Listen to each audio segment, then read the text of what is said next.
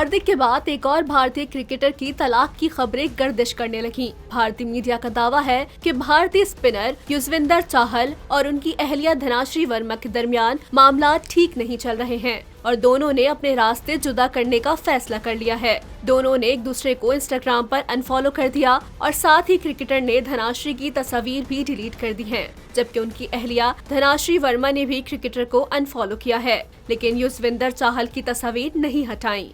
लेकिन इसके बाद उनकी तलाक की खबरों ने जोर पकड़ लिया। तहम दोनों की जानिब से कोई तस्दीक या तरदीद नहीं की गई। मीडिया रिपोर्ट्स में ये दावा भी किया गया है कि दोनों के दरमियान अलैदगी को लेकर कानूनी रस्मी कार्रवाइयां अभी बाकी हैं। तहम जोड़े ने तकरीबन 4 साल तक साथ रहने के बाद तलाक का फैसला किया है।